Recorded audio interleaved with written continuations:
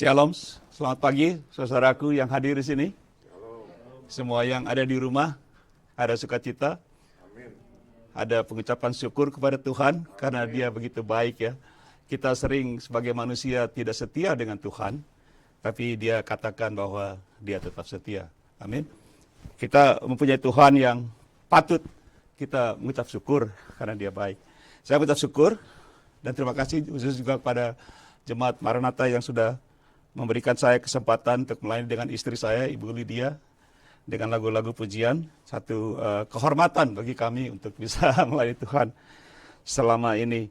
Baik, dengan cepat saya akan masuk dalam firman Tuhan pagi ini.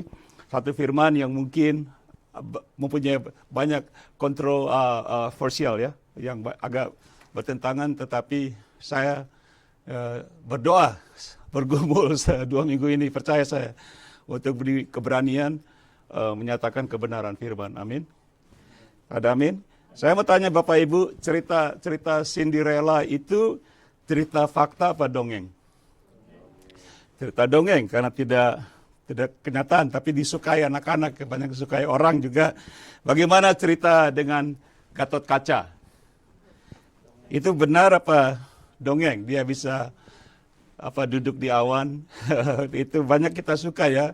Orang-orang Jawa suka cerita itu ya. Ada bagaimana Sri Kandi, tentang Sri Kandi.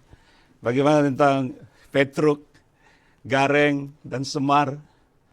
Itu semua cerita benar apa cerita hanya hayalan? Ya. Bagaimana dengan, saya suka ini, Si Buta dari Gua Hantu. Pernah dengar cerita itu? Si Buta itu. Saya ingat waktu saya masih di SMP, saya selalu berkelahi dengan kakak saya untuk baca itu. Kita semangat, tidak bisa tunggu berseri gitu. Jadi kita senang melihat Si Buta dari Gua Hantu. Itu cerita fakta apa dongeng? Ya, dikarang oleh manusia ya, dibuat oleh manusia. Tapi kita menikmati gitu ya. Dan cerita-cerita ini sebenarnya hanya hayalan untuk kita nikmati, menyenangkan telinga, dengar, dan hati kita. Tetapi semua ini tidak menjadi fakta, tidak ada kebenarannya. Dan kita terbawa dengan cerita-cerita ini. Kita terkagum kadang-kadang dengan cerita-cerita ini, yang sebenarnya sama sekali tidak ada kebenarannya. Betul? Tidak ada kebenarannya sama sekali, hanyalah dongeng saja. Semuanya hanyalah dongeng, tapi dinikmati oleh manusia. Bahkan cerita semacam Cinderella ratusan tahun di Amerika ini khususnya ya. Mari kita berdoa. Bapak Surgawi, terima kasih atas pagi ini, berkati jemaat-Mu yang hadir, jemaat-Mu di rumah juga, berkati juga firman-Mu, dan juga hamba-Mu yang menyediakan firman ini. Di dalam nama Tuhan Yesus Kristus, hamba berdoa. Semua katakan, baik. Dengan cepat saya akan masuk pada judul titel dari firman Tuhan. Kita baca, fakta atau dongeng atau khayalan. Fact or fairy tales, myth, fabrication. Fabrication artinya cerita yang dibuat-buat, fabrication. Tapi kita akan baca, kita akan pelajari dengan cepat. Saya tidak akan lama. Mudah-mudahan dalam 3 jam saya selesai. Tidak 3 jam. Kita akan baca dulu mulai dengan 2 Timotius. Karena akan datang waktunya orang tidak dapat lagi menerima ajaran sehat, tetapi mereka akan mengumpulkan guru menurut kehendaknya untuk memuaskan keinginan telinganya. Coba baca yang keempat, yang keras. Mereka akan memalingkan telinganya dari kebenaran dan membukanya bagi dongeng. Dikatakan oleh Rasul Paulus kepada Timotius dan jemaatnya. Poin yang pertama, ini menjadi fabrication sebetulnya. Menurut saya, apakah gereja atau jemaat Tuhan Yesus Kristus perlu diurapi dengan minyak urapan? Sekali lagi saya katakan, akan banyak kontroversial. Banyak orang akan memikirkan, Pak Ritiau ini hari ngomong apa gitu. Sekali lagi, satu pertanyaan kita baca Poin nomor 1. Apakah gereja, ingat gereja kita, dan jemaat Tuhan Yesus Kristus sekarang ini di abad ini, perlu diurapi dengan minyak urapan? Perlu. Oke, ada yang perlu? Perlu dengan Roh Kudus. Oke. Ya, dari ada yang katakan perlu, ada yang katakan juga mungkin tidak perlu. Jadi ada dua posisi, ada gereja kita dari karismatik dan presbiteri atau begitu ya. Tapi kita akan belajar dengan firman Tuhan. Mari kita lihat firman Tuhan. Saya paling tidak suka itu berkhotbah menurut pendapat saya. Amin. Sebelum ini poin kita baca dulu, go back Stephen, buku Wahyu. Stephen kalau go back. Wahyu ya. 1, 2, 3.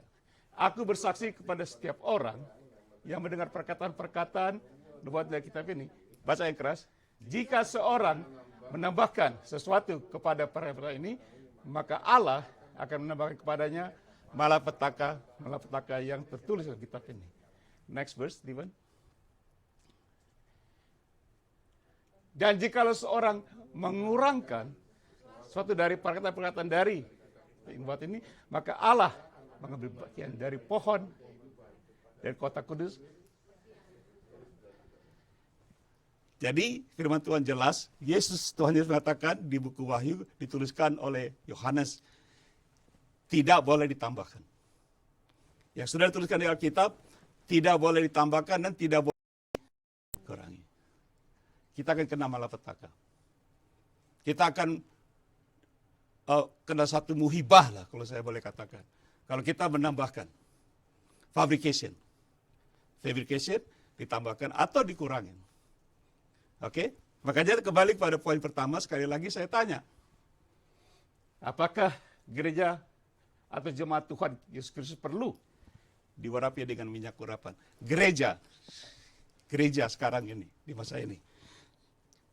Coba kita lihat Kisah Para Rasul 2 ayat 1 sampai 4, yaitu gereja Tuhan Yesus dimulai dengan pencurahan Roh Kudus. Sekali lagi, gereja, yaitu kita, Maranatha, semua gereja, dimulai dengan pencurahan Roh Kudus, bukan minyak urapan. Oke, sekali lagi.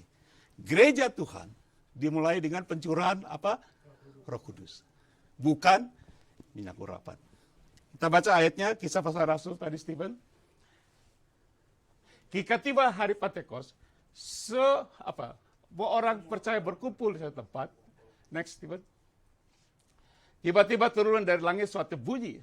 Seperti, tolong saya Bapak Ibu, angin keras yang memenuhi seluruh rumah di mana mereka duduk. Next verse. Api. 4A saja. Sama sekali tidak ada kata-kata. Maka penuhlah mereka dengan Roh Kudus. Ini pencurahan Roh Kudus di abad pertama gereja dimulai. Jadi saya katakan tadi, gereja dimulai dengan pencurahan Roh Kudus. Dan kita tidak ketemukan satu kata pun tentang minyak urapan. Maka dipenuhilah murid-murid oleh apa? Roh Kudus. Bukan minyak urapan. Ingat, jangan ditambah, jangan dikurang. Fabrication. Coba kita lihat Tuhan Yesus berkata di Kisah Pasal 1 ayat 8. Untuk kita menjadi saksi Tuhan. Coba Stephen, next verse. Tetapi kamu akan menerima apa? Sekali lagi. Kamu akan menerima apa? Sekali lagi, kamu akan menerima apa? Kuasa, kata Roh Kudus turun ke atas kamu, maka kamu akan menjadi saksiku Yerusalem dan Yudea sampai ke ujung. Sama sekali tidak ada kata-kata minyak urapan. Ini Tuhan Yesus yang berkata. Kamu akan menerima kuasa jikalau apa? Roh Kudus turun. Dia tidak katakan minyak urapan. Mungkin sampai sini Bapak-bapak, Ibu-ibu sudah mulai, wah Pak Ritio ngomong apa nih ya? Jangan fabrication. Jangan ditambah, jangan dikurang. Amin. Coba kita baca Efesus pasal 5 ayat 18. Rasul Paulus sekarang mengatakan apa? Tadi Tuhan Yesus, Rasul Paulus katakan apa? Baca, tolong saya 1, 2, 3. Dan janganlah kamu mabuk oleh anggur. Karena anggur menimbulkan hawa nafsu. Tapi hendaklah kamu penuh dengan Roh Kudus. Sama sekali tidak kata-kata minyak. Tuhan Yesus, Rasul Paulus mengatakan, jangan kita mempunyai hawa nafsu, hendaklah kita penuh dengan Roh Kudus. Ingat pencurahan Roh Kudus, murid-murid penuh dengan Roh Kudus. Dan Tuhan Yesus mengatakan, kalau Roh Kudus turun ke atas kamu, kamu menerima kuasa Roh Kudus. Paulus katakan, hendaklah kamu penuh dengan Roh Kudus. Jadi, yang saya pelajari di Alkitab saya, tidak tahu Alkitab Anda, kalau ada berbeda, kasih tahu saya ya. Tolong telepon saya, Pak Ritio, Bapak kurang pas gitu. Tapi saya selidiki, mungkin saya penuh kekurangan sebagai manusia, tetapi yang saya pelajari, setelah hari pencurahan Roh Kudus, sampai kitab Wahyu, tidak ada kata-kata minyak urapan. Sekali lagi, setelah saya pelajari dari pencurahan Roh Kudus, gereja dimulai, sampai kitab Wahyu tadi, jangan ditambah, jangan dikurang, saya tidak ketemukan satu ayat mengatakan ada pengurapan minyak atau minyak urapan kepada jemaat Tuhan. Mungkin Bapak Ibu di rumah boleh selidiki ya. Saya mungkin penuh kekurangan, tapi itu yang saya tahu. Saya bolak-balik, saya research, saya bolak-balik, saya Google, tidak ketemu, saudara. Setelah pencurahan Roh Kudus, murid-murid dipenuhi Roh Kudus, dan tidak ada satu ayat mengatakan bahwa murid-murid diurapi oleh Roh Kudus, oleh minyak. Tidak ada. Saya tidak ketemukan ayatnya. Jadi, untuk menerima kuasa, jelas dikatakan Roh Kudus, bukan minyak urapan. Karena tidak ada ayatnya. Jadi fabrication. Oke? Nah, poin kedua, mungkin Anda mulai berpikir Anda. Daud diurapi menjadi raja Israel. Daud, tahu Raja Daud? Diurapi, katakan diurapi. Raja Daud diurapi menjadi raja Israel. Coba kita bacakan 2 Samuel, 2 Samuel. Ketika didengar orang Filistin bahwa Daud telah diurapi menjadi raja. Orang Filistin dengar. Daud telah apa? Diurapi menjadi raja. Daud diurapi untuk apa? Menjadi raja. Sekali lagi, Daud diurapi untuk apa? Menjadi raja. Coba kita lihat 1 Tawari, First Chronicle. Dikatakan juga yang sama. Ini ayat yang berbeda. Ketika didengar orang Filistin bahwa apa? Daud telah diurapi menjadi raja. Nah, kita akan lihat dari 1 Samuel pasal 16 ayat 1. Maaf kita terganggu sebentar. Ada Ibu Ing.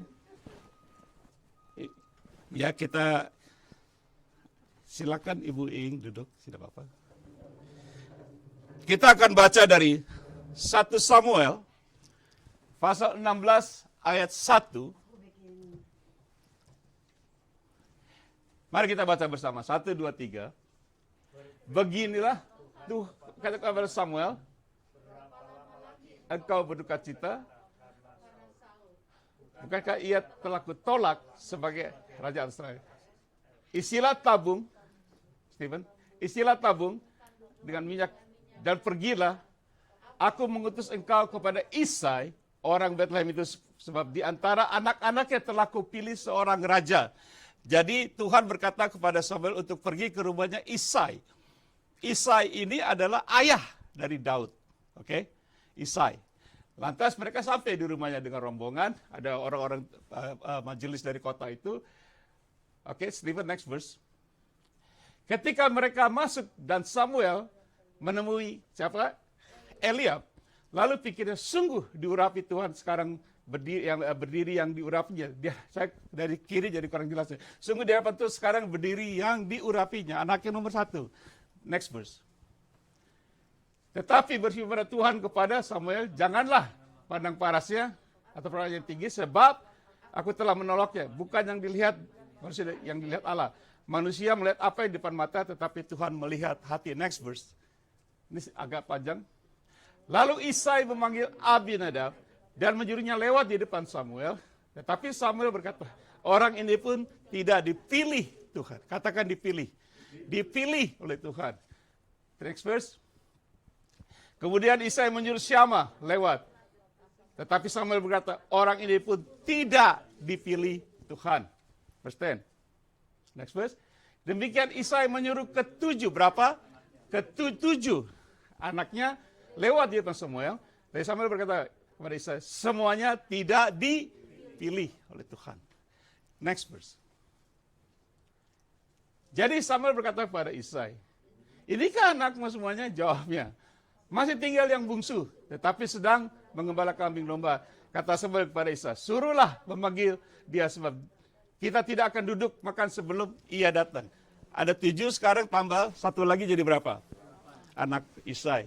Ini untuk dipilih oleh Tuhan menjadi raja. Oke, bisa baca. Dan ayat berapa, Steven? Next. Kemudian disuruhnya lah menjemput dia kamera, matanya indah, dia paras elok. Lalu Tuhan berfirman baginya, urapilah dia, sebab inilah dia. Yang siapa namanya? Sudah ayat, I think at this next verse. Ketika Samuel mengambil tabung tanduk yang berisi minyak itu dan mengurapi Daud di tengah-tengah saudara-saudaranya sejak hari itu. Dan seterusnya, baca yang berhati-hati. Berkuasalah Roh Tuhan atau Roh Kudus atas Daud. Jadi Bapak Ibu, saya pelajari cerita ini. Allah menyuruh Samuel mencari seorang raja yang perlu diurapi. Kita sudah tahu, tadi kita baca ayat sebelumnya, diurapi sebagai raja. Pertanyaan, jadi waktu Samuel, dia diurapi oleh Samuel dengan minyak untuk apa? Menjadi raja. Menjadi raja. Nah, Steve, stay here. Setelah dia diurapi dengan minyak, dikatakan sejak hari itu dan seterusnya berkuasalah Roh Tuhan atas Daud. Pertanyaan, apakah pengurapan minyak ini yang memberi kuasa kepada Daud atau Roh Tuhan? Mengerti sampai sini? Bukan minyaknya. Tapi setelah diurapi, sejak itu Tuhan sendiri memberi kuasa kepada Daud dengan rohnya. Roh Allah. Katakan roh Allah. Roh Allah memberikan kuasa kepada Daud. Bukan minyak. Urapan. Di sini mungkin Bapak Ibu sudah mulai bertanya. Ya, saya akan teruskan. Boleh saya teruskan? Kenapa? Kalau memang betul bahwa minyak urapan itu yang terjadi dengan Raja Daud sangat penting pada masa itu sebagai kekuasaan. Pertanyaan, kenapa Isai tidak diurapi dengan minyak? Kenapa ketujuh kakak Daud tidak diurapi dengan minyak? Kenapa tidak seisi rumah tangga mereka? Kan dikunjungi oleh Tuhan. Hamba Tuhan Samuel. Kenapa tidak seluruh isi rumah tangga mereka diurapi oleh minyak? Jikalau itu perlu. Jikalau memang urapan minyak itu penting kepada keluarga ini. Kenapa hanya satu orang yang dipilih, yaitu Raja Daud? Saya akan kasih contoh. Lukas 10 ayat 17 sampai 20. Kemudian ke-70 murid itu kembali dengan gembira dan berkata, Tuhan yang keras, juga setan-setan takluk kepada kami demi namamu. Next verse. Lalu kata Yesus kepada mereka, aku melihat iblis jatuh seperti kilat dari langit. Next verse yang keras, tolong saya. Sesungguhnya aku telah apa? Sesungguhnya, ini Tuhan Yesus berbicara. Sesungguhnya aku telah apa? Memberikan kuasa kepada kamu untuk menginjak ular dan kalajengking dan kuasa untuk menahan kekuatan musuh sehingga tidak ada yang akan membahayakan kamu. Tuan Ci, next verse. Harus demikian, janganlah bersukacita, roh itu takut padamu, tetapi bersukacitai karena namamu terdaftar di surga. Kembali, kalau kita mengatakan minyak urapan yang terjadi dengan Daud yang memberi kuasa kepada Daud, maka ayat ini Tuhan Yesus salah. Tuhan Yesus salah. Kenapa kesalahan Tuhan Yesus ini?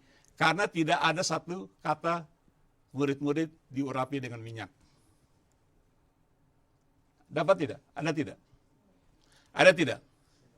Tetapi murid-murid diberi kuasa oleh Tuhan untuk mengalahkan apa? Setan. Saya tanya. Kuasa apa yang terbesar mengusir setan atau menjadi raja? Sebagai orang Kristen, kalau kita punya kuasa untuk mengusir musuh kita yang pertama, setan-setan, saya berpikir kuasa untuk usir setan lebih besar, ya tidak? Daripada hanya sekedar menjadi raja. Tetapi, kenapa Tuhan Yesus pada saat ini, dia mengutus murid-muridnya 70, dia tidak ambil tabung minyak, diurapi 70 ini, muridnya dengan minyak. Ada tidak dibaca? Tidak ada. Berarti, kalau ada, itu fabrication. Itu apa? Fabrikasi. Yang tidak ada, dijadikan ada. Ingat, jangan ditambah, jangan dikurangkan. Siapa yang mengerti sampai saat ini, Bapak Ibu? Mengerti ya?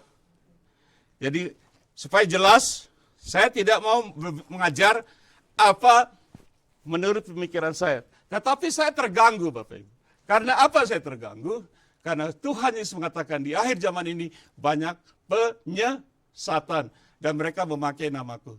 Mereka datang dengan nama Tuhan. Mereka datang dengan nama teologi yang setinggi langit. Dan mereka mengajarkan yang tidak ada di Alkitab. Fabrication. Saudara tahu pengikutnya berapa ratus juta. Amin. Saudara boleh telepon saya. Atau kita berdiskusi tentang ini. Tetapi saya pelajari yang tidak ada. Jangan diada-adakan. Fabrikasi. Makanya saya melihat banyak kita gereja kena penuh dengan malapetaka. Amin. Betul tidak? Di akhir zaman ini gereja berbahagia penuh dengan malapetaka. Kita susah. Ada COVID lah segalanya. Bukan Tuhan yang menutup gereja. Malapetaka yang menutup gereja. Ada amin? Karena banyak fabrication. Ditambah-tambahkan. Ada amin? Beri pujian buat Tuhan Yesus dong. Firman-Nya benar. Jadi sekali lagi saya katakan, saya tanya Bapak Ibu berpikir, mengapa kalau urapan minyak begitu penting, tetapi Tuhan Yesus tidak memakainya. Tuhan Yesus tidak mengambil setabung minyak, satu ember barangkali, supaya 70 orang kan banyak, apa dipercik semua minyak ini semua, baru kamu pergi. Tapi Tuhan Yesus katakan, aku memberikan apa? Kuasa. Saya percaya dan yakin pada saat itu juga, setelah Raja Daud diurapi dengan minyak, Tuhan Yesus ada di situ yang memberikan kuasa Roh Kudusnya. Dan Tuhan Yesus ada. Tuhan Yesus yang memberi kuasa. Dia yang mengutus Roh Kudus. Sampai sini kalian mengerti? Jangan menciptakan dari tidak ada menjadi ada. Nah, itu untuk bagian kita golongan yang dari kita orang karismatik. Sekarang, yang golongan kita yang Protestan lah gitu, Presbiteri. Boleh saya sampaikan poin ketiga, Stephen? Haruskah seorang bayi dibaptis percik untuk dinasranikan atau dikristenkan? Wah, sekarang beralih nih. Sekarang kita yang lain, itu kan pertanyaan kan. Haruskah seorang bayi, anak kecil, dibaptis percik untuk dinasranikan atau dikristenkan? Saya dulu ini orang GPIB asli. Saya kecil, saya dipercik, saya tahu ayah saya seorang hamba Tuhan di gereja kami dulu, di GPIB. Mungkin bapak-bapak ibu yang lain juga ya, banyak denominasi lain, saya tahu ini. Tetapi ada pertanyaan, apakah itu Alkitabiah yang dituliskan oleh Alkitab di dalam Perjanjian Baru khususnya, atau sama sekali tidak ada? Kalau tidak dituliskan oleh firman Tuhan atau Perjanjian Baru, jangan ditambahkan atau dikurangi. Nah, Bapak Ibu seperti biasa, saya hati-hati dengan ini. Saya bergumul dalam doa, Bapak. Karena saya suka menjadi seorang hamba Tuhan. Mungkin hamba-hamba Tuhan lain tidak banyak membawa firman seperti ini. Saya memberanikan diri dengan kepenuhan Roh Kudus. Mungkin saya tidak diundang lagi berkhotbah seperti ini, tapi tidak apa-apa. Tidak diundang tidak apa-apa, diundang juga tidak apa-apa. Karena saya mau menjadi hamba Tuhan. Saya tidak mau menjadi hamba manusia. Saya tidak mau menyenangkan hati manusia. Saya menyatakan kebenaran. Yang tidak ada, jangan dibuat ada. Makanya gereja semua pada akhir zaman kita kena malapetaka. Presbiteri akan kita pelajari, dan juga gereja karismatik. Karena malapetaka. Dan kenyataan. Kami dengar firman Tuhan kemarin, lagi ada Zoom meeting dengan Ark of Grace, kan ketemu hamba Tuhan mengatakan, gereja di Amerika rusak. Diperkirakan tahun 2035, hampir 5% hanya orang Kristen di Amerika. Karena apa? Moral. Malapetaka. Amin. Kita akan lihat, saya cuma ada waktu 15-20 menit lagi, boleh ya? Saya sudah berulang-ulang kali mengecek Alkitab khususnya Perjanjian Baru tentang seorang bayi yang harus dipercik dengan air untuk dinasranikan, menjadi seorang Nasrani. Saya tahu ini, karena saya tadi katakan, saya gitu. Istilahnya, anak ini dinasranikan.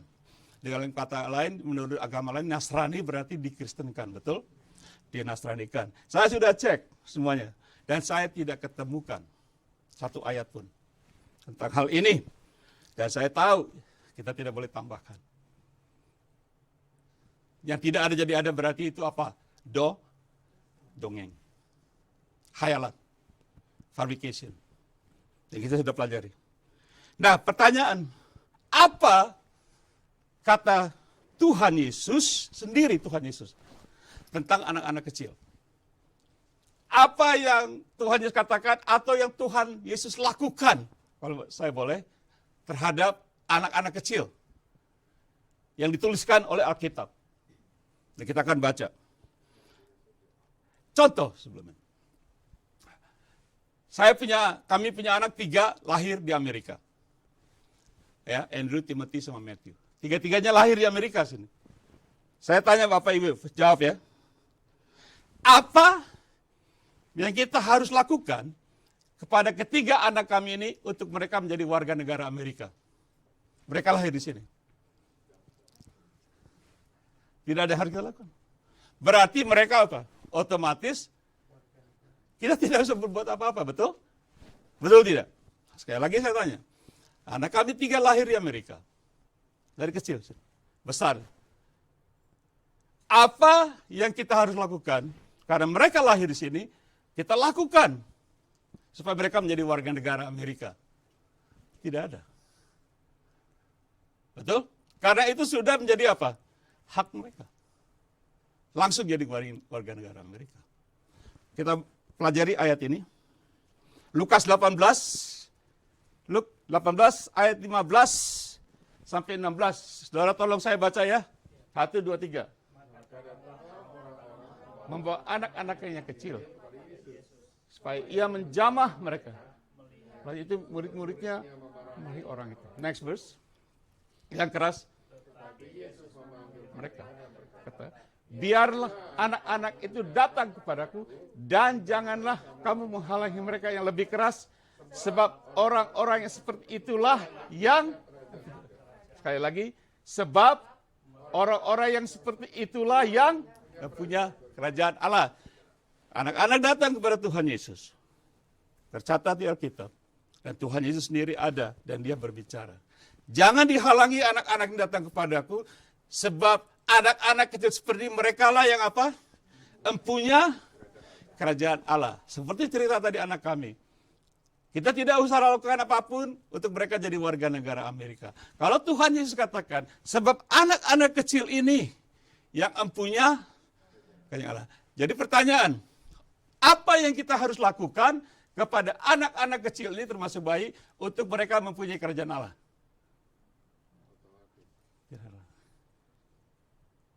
Mau diapakan? Mau dijungkir balikan? Tidak, kita tidak usah lakukan apa-apa. Karena Tuhan Yesus sendiri berbicara. Ada amin? Tuhan Yesus, kalau pendeta Ritya mungkin Bapak, oh itu gombal aja. Dia mangap-mangap ngomong sembarangan. Saya nggak suka. Tetapi Tuhan Yesus sendiri mengatakan, apa kita perlu cancel perkataan Tuhan Yesus? Apa Alkitab salah? Apa ini fabrication? Tidak.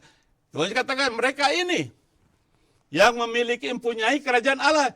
Jadi kita tidak usah lakukan apa-apa untuk anak-anak kecil ini dinasranikan. Amin, ngerti? Kita tidak usah memaksa anak kecil, kita harus lakukan ini supaya mereka memiliki kerajaan Allah. Karena mereka sudah punya kerajaan Allah. Anak-anak ini. Oke?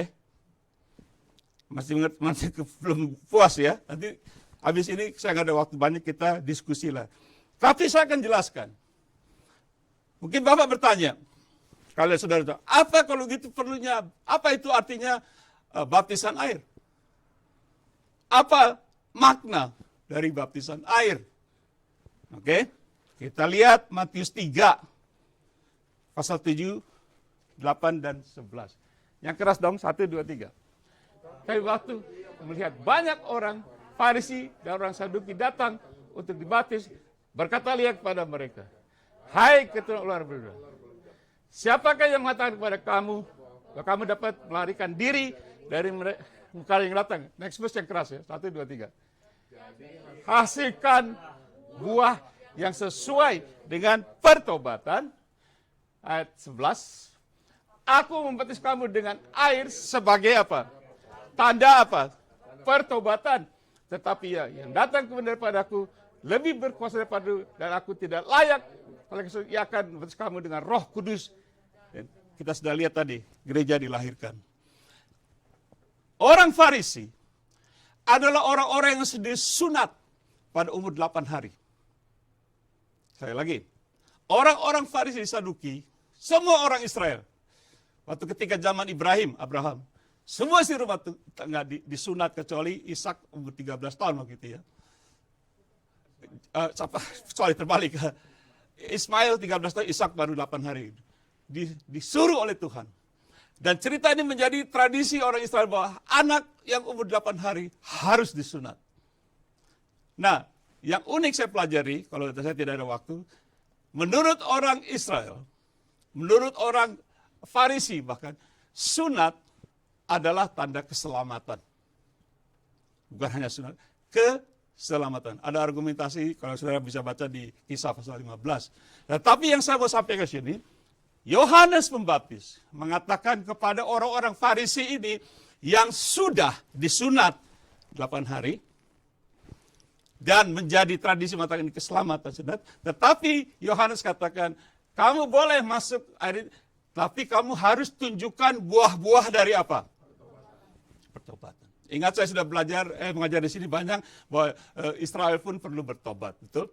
Nah, jadi pertobatan mendahului. Sekali lagi, pertobatan mendahului apa? Baptisan air. Sekali lagi, pertobatan, itu kita mengaku dosa menerima Tuhan Yesus, mendahului baptisan air. Jangan dibalik. Jangan dibalik. Saya sering dalam pelayanan kami bertanya, kamu jadi Kristen bagaimana? Oh, saya sudah dibaptis. Berapa kali? 7 kali. Katanya selam 7 kali. Ada-adakan, fabrication. Tetapi saya katakan, baptisan adalah tanda apa? Pertobatan. Berarti kalau kita belum bertobat, sungguh-sungguh bertobat, lahir baru dan sebagainya, jangan dibaptis. Jadi saya ini waktu kecil dipetik sekali lagi di sini di danau, saya baru mengerti, saya sekolah Alkitab di sini. Baru university, baru saya ngerti. Saya telepon papa saya. Papa, saya kira papa saya mau marah nih. Kan dia yang ini saya, kata sistem saya lewat semua. Saya di CD umur 19, 24 tahun, saya baru bertobat. Jadi saya pelajari, saya umur 24 tahun, 19 tahun di CD, umur 24 bertobat. Menurut ayat ini, bertobat dulu kan. Jadi saya tulis surat dengan papa saya surprise. Papa saya bilang, kamu sudah dewasa. Kamu boleh ambil keputusan sendiri. Saya dibaptis di danau di sini. Apa yang terjadi ketika saya keluar dari air, langit terbuka Bapak Ibu. Kita lihat ayat ini. Kisah Rasul Kisah Rasul 2 ayat 37-38. Ketika mereka mendengar hal itu, mereka sangat terharu. Lalu mereka bertanya kepada Petrus dan Rasul-Rasul yang lain, apakah yang harus kami perbuat, saudara?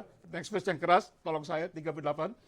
Jawab Petrus kepada mereka, bertobatlah dan hendaklah kamu masing-masing memberi dirimu dibaptis dalam nama Yesus Kristus pengampunan dosamu, maka kamu akan menerima karena Roh Kudus.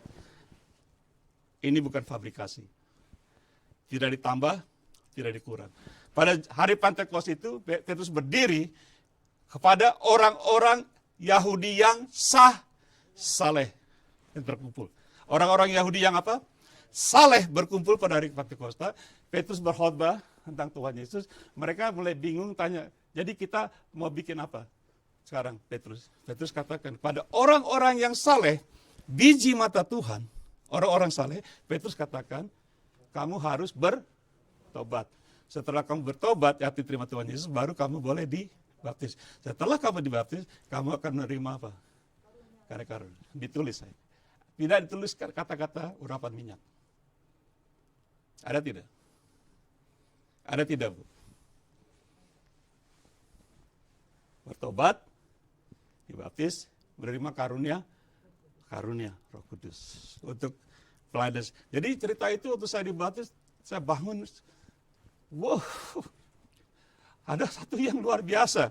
Semenjak itu Bapak Ibu, sampai kami bisa keliling dunia dengan segala karunia yang kami diberikan. Saya hanya anak band. Saudara perhatikan tadi di video kami, saya ini karunia musiknya luar biasa gitu. Bukan arogan, dari umur kelas 2 SD saya sudah bisa main musik. Sampai sekarang saya 72 tahun, kami pakai sekarang. Untuk pelayanan ditambah dengan karunia-karunia lain. Ada amin? Sampai sini mengerti? Mengerti tidak? Beri pujian dong pada Tuhan Yesus, jangan debat. Nah, Petrus, Yohanes Pembaptis mengatakan bertobat. Tuhan Yesus bilang apa? Tuhan Yesus bilang apa? Markus 16, 15-16. Tuhan Yesus.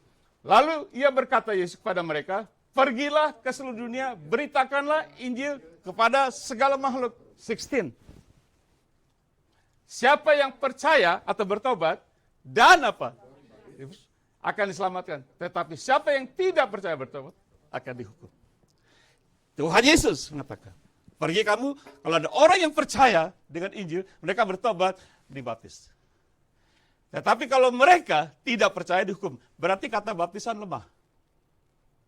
Karena Tuhan Yesus tidak katakan barang siapa yang tidak percaya dan tidak dibaptis, dihukum. Dia katakan barang siapa tidak percaya itu bertobat, dia dihukum. Itu Tuhan Yesus. Dan dia sekali lagi tidak mengatakan, bahkan barang siapa yang bertobat, diurapi dengan minyak. Tidak ada kata-kata. Ada amin? Saya selesai. Jadi aplikasinya bagaimana?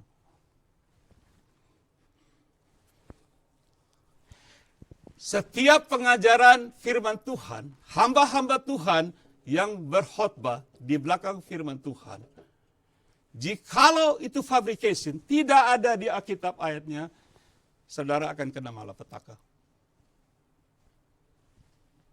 Jangan ditambahkan, jangan dikurangi. Dan karena tidak ada di dalam firman Tuhan, menjadi satu dongeng, hayalan. Makanya Rasul Paulus katakan kepada Timotius, akhir zaman ini orang senang cerita yang tidak ada dijadikan ada. Senang cerita dongeng. Kuping enak.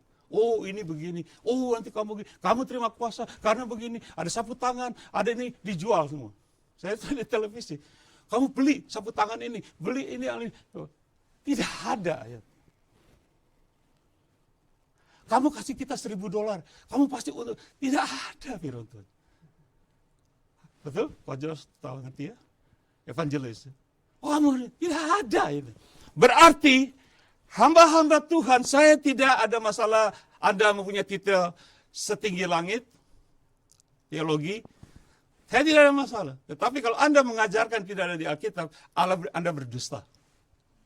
Anda menyesatkan orang. Anda menyatakan cerita satu dongeng, hayalan. Yang orang suka di telinga, tapi tidak nyata. Ini 2 contoh. Ada banyak Bapak Ibu. Mungkin kalau saya diundang lagi ini ya. Dongeng part yang kedua. Ada banyak Bapak Ibu. Mau dengar lagi part kedua kalau diundang lagi bulan depan. Saya ceritakan part keduanya. Kalau kita ceritakan semua nggak ada waktu hari ini. Tapi izinkan saya menutup hari ini, yaitu satu fakta yang kita pelajari, saya pelajari, di mana di seluruh Alkitab Perjanjian tidak ada satu ayat mengatakan tentang minyak urapan, tidak ada. Atau kita menerima kuasa karena diurapi minyak. Sedangkan kita pelajari tadi Daud, kuasa bukan urapan, tapi roh Allah.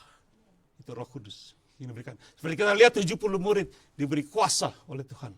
Tanpa minyak urapan. Dan itu jelas.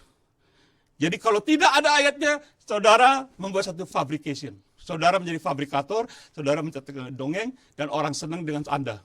Tapi Anda menyesatkan jemaat Tuhan. Dan di dalam perjanjian baru, ini semua bukan satu kenyataan. Bukan fakta, dongeng. Menjadi hayalan dan fabrication.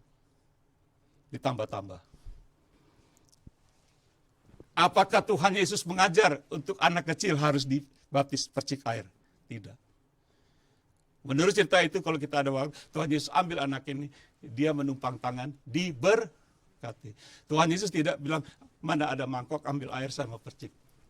Karena dia bilang, ini anak ini yang mempunyai kerjaan Allah. Berarti, tidak usah diapa-apain. Sampai mereka besar, mereka perlu pertobatan kembali kepada mulanya. Itu ceritanya lain lagi deh. Tapi Tuhan Yesus tidak pernah dalam cerita perjalanan Tuhan Yesus tidak pernah, dengar ya, Tuhan Yesus tidak pernah menasranikan, mengkristenkan anak kecil. Kenapa kita lakukan? Kenapa gereja melakukan? Kenapa? Tidak ada. Makanya kita kena malapetaka di akhir zaman ini. Ada penyesatan, ada malapetaka. Dan kita tidak tahu kapan COVID berhenti. Sama sekali. Saya tidak sembarangan Bapak Ibu. Saya tidak pagi ini, bangun mau ngomongin tidak. Saya selidiki Bapak Ibu. Saya sekolah, saya selidiki, saya buka, saya Google. Sama sekali. Saya tidak ketemukan satu ayat dalam perjanjian baru. Kisah tentang seorang anak bayi dipercik. Ayatnya tidak ada. Tidak ada. Bapak dan Ibu silakan cek perjanjian baru ya. Makanya saya tanya, apakah gereja Tuhan perlu diurapi? Apakah anak-anak Tuhan, gereja perlu ini? Yang tidak ada jadi fabrication, diada-adakan. Jadi kita mengajarkan satu dongeng yang dikatakan oleh Rasul Paulus dan orang senang. Dan berjuta-juta, ratusan juta kita orang mengadakan satu pengajaran seperti ini dan dilakukan. Dan saya tahu susah untuk dirubah lagi. Pak, kami sudah biasa begini. Loh, silakan. Saya berbicara ini bukan menyetop kalian punya kepercayaan atau denominasikan. Tidak, saya mengatakan apa isi Alkitab. Ada amin? Dan baptisan adalah tanda pertobatan. Bukan tanda keselamatan. Nah ini pasti orang berpikir, saya dibaptis, saya selamat. Tidak. Bukan baptisan yang membuat kita Kristen. Bukan baptisan air yang membuat kita masuk ke surga. Tetapi pertobatan. Percaya kepada Tuhan Yesus. Dikatakan oleh firman Tuhan, karena kasih anugerah Allah kita diselamatkan. Oleh iman kan. melalui iman kami. Bukan perbuatan manusia. Itu pemberian Allah. Kita tidak perlu membaptis anak kecil untuk masuk surga. Kita tidak perlu membaptis orang untuk masuk surga. Kita harus ajarkan mereka harus bertobat. Terima Tuhan Yesus. Seberapa banyak orang menerima dia, diberi kuasa menjadi anak Allah. Jikalau kamu mengaku dengan mulutmu bahwa Yesus adalah Tuhan, dan percaya dalam hatimu bahwa Allah telah membangkitkan dari orang mati, kamu diselamatkan. Keselamatan adalah kasih anugerah Allah. Kita harus terima dengan iman. Ada amin? Mari kita berdoa, tetapi saya ingatkan, sekali lagi Bapak Ibu, jangan mengurangi, jangan ditambah-tambah. Let's pray. Ya Tuhan, hamba selesai bicara ya Tuhan. Satu firman yang tidak mudah untuk diterima, hamba tahu tuh. Yang tidak mudah untuk ditelan begitu saja. Harus dikunyah dulu. Dan hamba sudah mengunyah ini. Hampir sebulan ini Tuhan. Hamba sudah kunyah ini semuanya Tuhan. 2 minggu belakang ini Tuhan. Dan hamba juga harus penuh hikmat. Dan dipenuhi dengan Roh Kudus untuk berikan keberanian. Untuk menyatakan kebenaran ini Tuhan. Tapi hamba berdoa Tuhan. Firman yang keluar ini tidak akan keluar dengan percuma. Menjadi satu perubahan. Satu pertobatan. Untuk kami melakukan sesuatu. Yang tertulis di dalam firman Tuhan. Khususnya firman Tuhan mengatakan iman timbul karena mendengar firman. Firman Tuhan Yesus. Itu iman timbul. Bukan karena dongeng. Bukan karena fabrication. Dan sebagainya. Tuhan sekali lagi hamba berdoa. Tuhan berkati jemaat yang mendengar firman ini. Dan juga yang di rumah. Yang di mana saja mungkin nanti di Facebook atau di YouTube hamba berdoa ya Tuhan. Supaya Roh Kudus-Mu membuka hati dan